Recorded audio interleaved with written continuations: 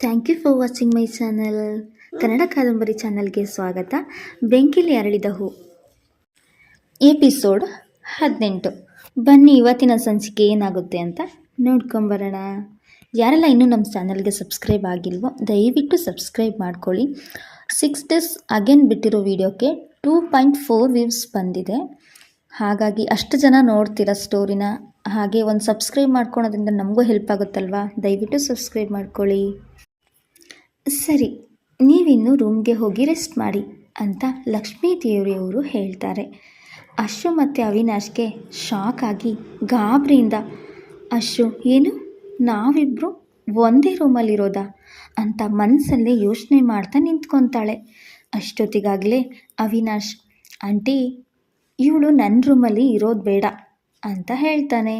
ಅಷ್ಟೇ ಅಂತ ಹೇಳಿದಾಗ ಲಕ್ಷ್ಮೀ ದೇವರಿಗೆ ಮನಸ್ಸಿಗೆ ಬೇಜಾರಾಗಿ, ಯಾಕಪ್ಪ ಅವಿ, ಅವಳು ನೀನು ಹೇಳ್ತಿ, ಹೀಗೆಲ್ಲ ಹೇಳಿದ್ರೆ ಹೇಗಾಗತ್ತೆ, ನೀನು ಅವಳನ್ನ ಮದುವೆ ಆಗಿದೆಯಲ್ವಾ, ಅವಳು ನಿನ್ನ ರೂಮಲ್ಲೇ ಇರಬೇಕು ಅಂತ ಹೇಳ್ತಾರೆ. ನಿನ್ನ ಹೆಂಡತಿ ಅಂದಮೇಲೆ ನಿನ್ನ ಜೊತೆನೇ ಇರಬೇಕಲ್ವಪ್ಪ ಅಂತ ಗಾಬರಿಯಿಂದ ಹೇಳ್ತಾರೆ ಲಕ್ಷ್ಮೀ ದೇವಿಯವರು. ಆಂಟಿ, ನಾನು ಹೇಳಿದ್ದು ಆ ರೀತಿ ಅಲ್ಲ, ಅವಳು ನನ್ನ ರೂಮಲ್ಲೇ ಇರ್ತಾಳೆ. ಬಟ್ ಅವಳಿಗೆ ನನ್ನ ರೂಮಲ್ಲಿರೋ ಡೆಕೋರೇಷನ್ ಎಲ್ಲ ಸ್ವಲ್ಪ ಚೇಂಜಸ್ ಮಾಡಬೇಕಲ್ವಾ, ಆನಂತರ ಅವಳು ಅಲ್ಲಿರ್ತಾಳೆ. ಅಲ್ಲಿವರೆಗೂ ಗೆಸ್ಟ್ ರೂಮಲ್ಲಿ ಇರಲಿ. ಅವಳಿಗೆ ರೂಮ್ ಡೆಕೋರೇಷನ್, ಪೈಂಟಿಂಗ್ ಹಾಗೂ ಡಿಸೈನ್ ಎಲ್ಲ ಸರಿ ಅಡ್ಜಸ್ಟ್ ಆಗಬೇಕಲ್ವಾ. ಅವಳಿಗೆ ಯಾವ ರೀತಿ ಇಷ್ಟನೋ ಆ ರೀತಿಯೇ ಅವಳು ಅದನ್ನೆಲ್ಲ ಡೆಕೋರೇಷನ್ ಮಾಡ್ಕೊಂಡ್ಲಿ. ಆನಂತರ ಅವಳು ಈ ರೂಮ್ಗೆ ಶಿಫ್ಟ್ ಆಗ್ತಾಳೆ ಆಂಟಿ ಅಂತ ಹೇಳಿದ್ದ.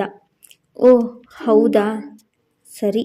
ಈಗಿನ ಕಾಲದ ಮಕ್ಕಳು ನಿಮ್ಮ ಮಾತು ಹೇಗಿರುತ್ತೆ ಅಂದರೆ ನಮಗೆ ಏನೂ ಸಹ ಅರ್ಥನೇ ಆಗಲ್ಲ. ಕಾಲಕ್ಕೆ ತಕ್ಕಂಗೆ ಇದ್ದೀರಾ ನೋಡಿ.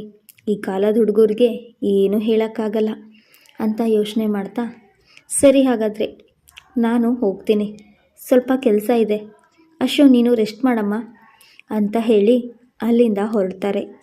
ಆನಂತರ ಲಕ್ಷ್ಮೀದೇವಿಯರು ಹೋಗಿದ್ದು ಒಂದು ನಿಮಿಷನೂ ಆಗಿಲ್ಲ.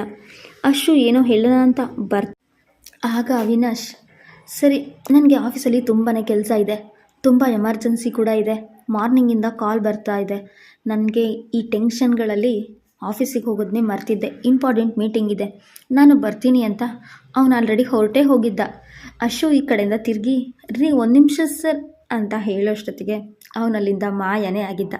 ಅಪ್ಪ, ಈ ವ್ಯಕ್ತಿ ಆಫೀಸಲ್ಲಷ್ಟೇ ಅಲ್ಲ ಮನೇಲಿ ಕೂಡ ಗಡಿಬಿಡಿ ಗಂಡನ ಥರನೇ ಮಾಡ್ತಾನೆ, ಎಷ್ಟು ಅಂತ ತಡ್ಕೊಬೇಕು.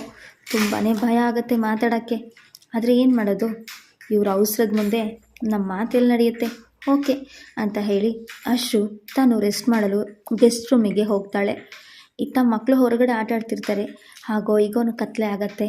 ಮಾರ್ನಿಂಗ್ ಆದ ತಕ್ಷಣವೇ ಅಶು ಪಟಪಟ ರೆಡಿಯಾಗಿ ಆಫೀಸ್ಗೆ ಹೋಗ್ಬೇಕು, ನಾನು ಟೈಮ್ ಇಲ್ಲ, ಆಲ್ರೆಡಿ 4 days 1 week ಲೀವ್ ಆಗಿದೆ ಅಂತ ಗಾಬರಿಯಿಂದ ಹೊರಡ್ತಾಳೆ. ಅತ್ತ ಆಫೀಸ್ಗೆ ಹೋದಾಗ ಆಫೀಸ್ ಒಳಗೆ ಎಂಟ್ರಿ ಏನೋ ಆದಳು. ಆಫೀಸ್ ಚೇಂಬರ್ ಅವಳ ಜಾಗಕ್ಕೆ ಇನ್ನೊಬ್ಬರನ್ನ ಫಿಲಪ್ ಮಾಡಿದ್ರು ಆಲ್ರೆಡಿ.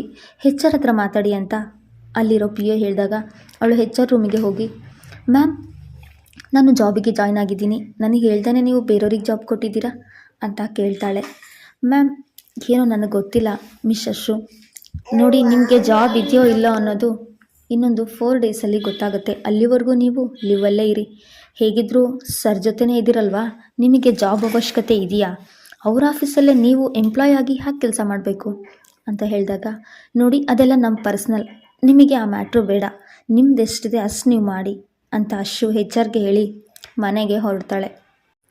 ಇತ್ತ ಗಾಬರಿಯಿಂದ ಬಂದು ಮನೇಲಿ ತನ್ನ ರೂಮಿಗೆ ಹೋಗಿ ಅವಳು ಅಳ್ತಾ ಕೂತಿದ್ದಾಗ ಅವಳ ಮಗ ಅಕ್ಷಯ್ ಮತ್ತು ಅನನ್ಯ ಇಬ್ಬರು ಕೂಡ ಅಲ್ಲಿಗೆ ಬಂದು ಮಮ್ಮಿ ಅಂಥೇಳಿ ನಗಾಡ್ಕೊಂಡು ಬರೋ ಆಟದ ಸದ್ದಿಗೆ ಅವಳು ಕಣ್ಣೀರನ್ನ ಒರೆಸ್ಕೊತ, ಹಾಂ ಮಕ್ಕಳ ಅಂತ ಕೇಳ್ತಾಳೆ.